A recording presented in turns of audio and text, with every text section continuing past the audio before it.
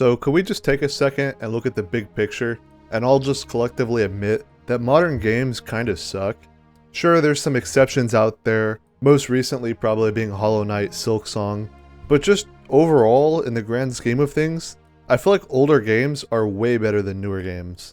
It feels like nowadays the games that are being made are very heavily corporatized, and you could just see exactly what they're doing to try to make you play as much as possible, and a lot of the games make it really clear that they're just there to extract every dime they can out of you.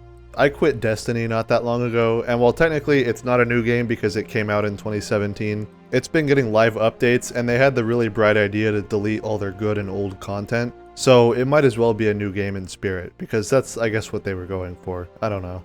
But yeah, after they fired like 75% of their workforce or whatever it was, it became really obvious all the shortcuts that they were taking to make the game just extract as much money from you as it could with the smallest amount of development time possible. And I ended up quitting before the most recent DLC came out, and it seems like that was a really good idea. People are super unhappy right now.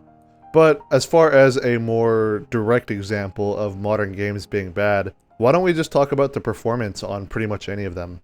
The two I'm super aware of right now are Doom the Dark Ages and Borderlands 4. Everybody's making fun of Borderlands 4 for the performance, even though they actually don't hate the gameplay. But don't worry, Randy Pitchford is making sure that everybody still hates Borderlands, just like they're supposed to. And then you have Doom the Dark Ages, which makes me really sad because it is probably one of the least evil gaming companies out there. I mean, the only real scandal I can recall from them is the deal with Mick Gordon. And obviously that's like child's play compared to like the copyright infringement that Bungie's done, or Ubisoft existing, or EA's business practices. Id's overall a pretty good company, and they historically had really good game performance. I can run Doom Eternal right now on my 3060, and I can get 400 FPS depending on the settings and where I'm at. But unfortunately, they just didn't translate that very much into Doom the Dark Ages. It doesn't look very much better than Eternal did, but for whatever reason, it runs at about 1/5, maybe 1/6 of the frame rate that Eternal does for me. And that's playing on Eternal on like medium settings, and then running Dark Ages on the lowest possible settings. And I'm able to get like 100 FPS doing that, so you still can't saturate a basic 120Hz monitor, which is just not ideal at all. Dark Ages definitely isn't the best example of a terrible modern game, but I feel like it's still just fallen into the modern game trap with things like having bad performance.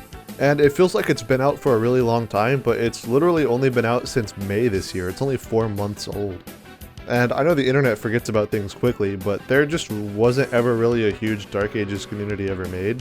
Whereas when it comes to both Eternal and 2016, a pretty sizable amount of people are still at least doing speedruns of those games. Another topic on this is the prevalence of remasters and sequels.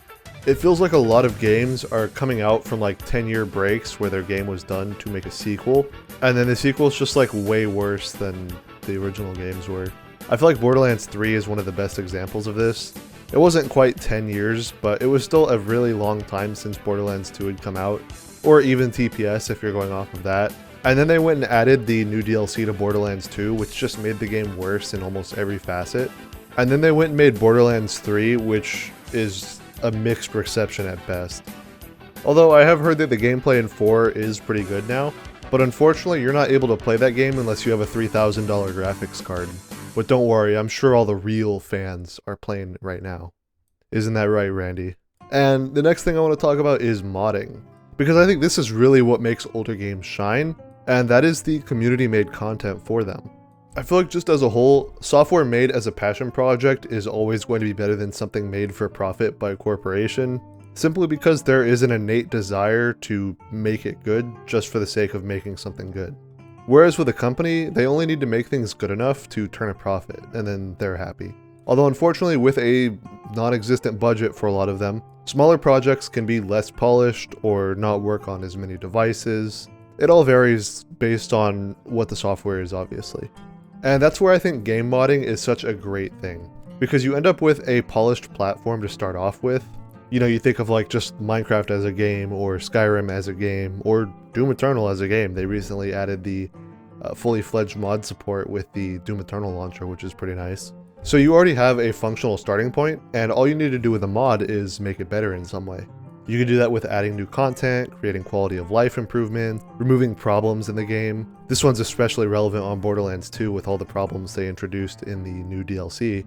Well, I say new like it's not from 6 years ago. The newest DLC, where they had things like doubling raid boss HP, and you could still be locked out of raid bosses if you die.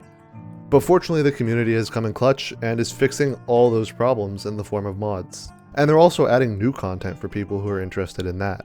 Skyrim has literally hundreds of thousands of mods for it, everything from small quality of life things, graphical improvements, new animations, and even fully fledged DLCs. And the best part is, aside from the game itself, these are almost always completely free to play. And not free to play in the sense of a free to play game, but genuinely just free to enjoy. And I feel like while you might have an argument for modern games being better than older ones without mods, if you add in the mod support for games, it's just not even a competition. I've actually been doing a little project of my own making a portable gaming device, and it all started off with getting an Asus ROG Ally from my dad while I was in the hospital. So yeah, that was a really cool gift, by the way. Thanks, Dad.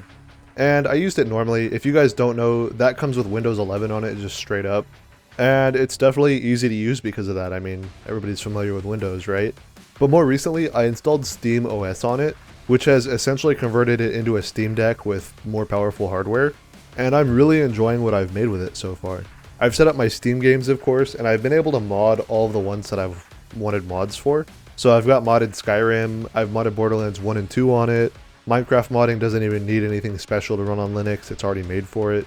And on top of that, Linux is a really great platform for doing emulators on, which was something I didn't really realize, but the emulators on Linux run really well, and there's even a universal program called Lutris for kind of combining them all into one system.